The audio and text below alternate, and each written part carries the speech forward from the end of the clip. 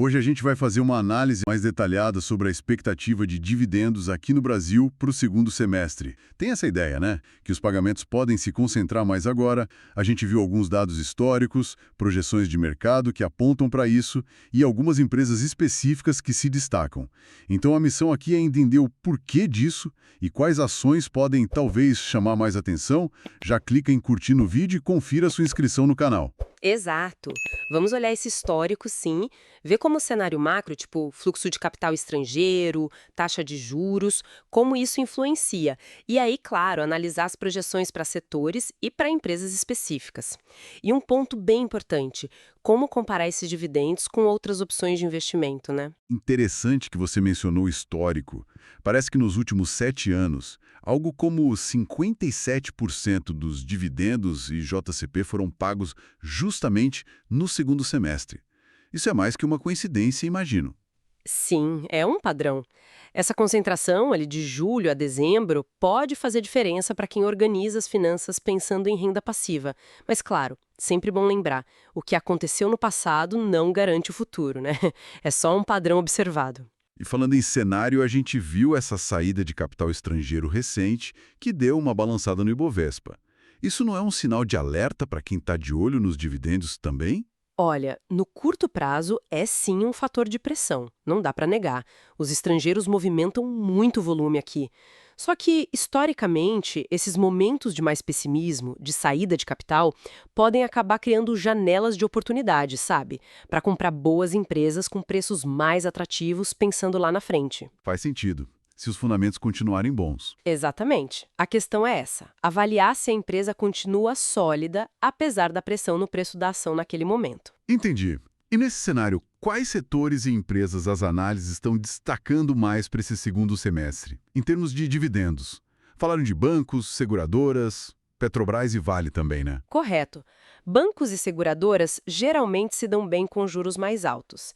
E Petrobras e Vale, bom, apesar daquela volatilidade de commodity, continuam sendo máquinas de gerar caixa. As projeções de dividend yield, que é aquele retorno do dividendo sobre o preço da ação, variam bastante. Mas vamos ver algumas que chamaram atenção.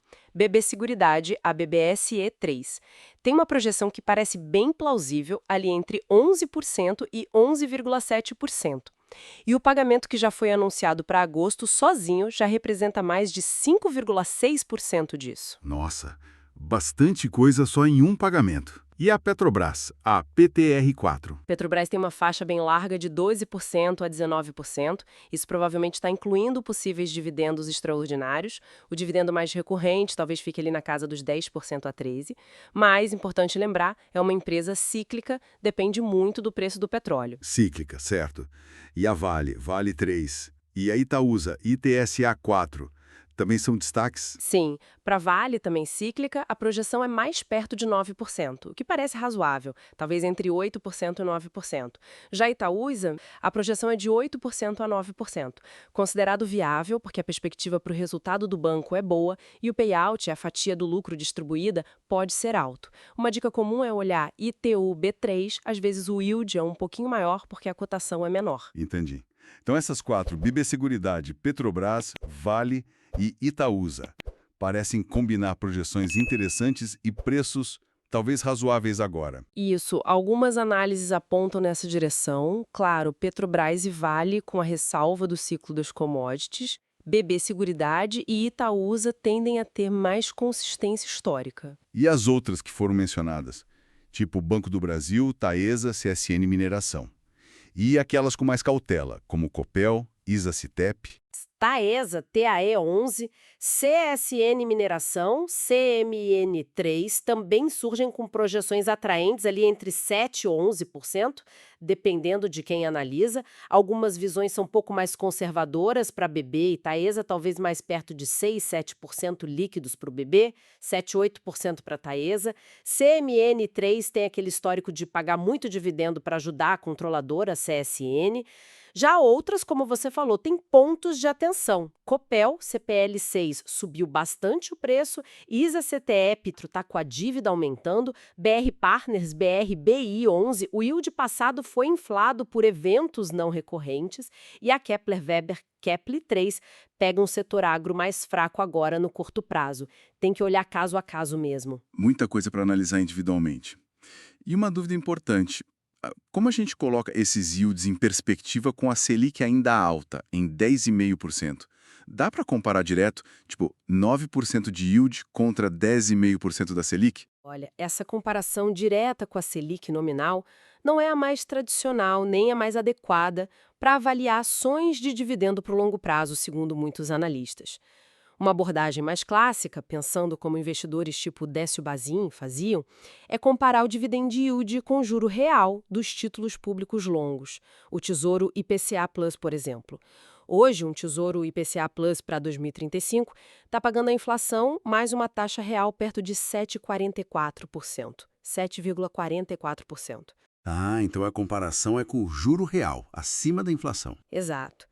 A ideia é buscar ações de empresas sólidas que consigam, ao longo do tempo, crescer lucros e dividendos, pelo menos junto com a inflação, e que já comecem oferecendo um yield acima desses 7,44% reais. Usando essa régua, várias dessas ações ainda poderiam parecer interessantes, mesmo com a Selic onde está. Nossa, essa comparação realmente muda a forma de ver.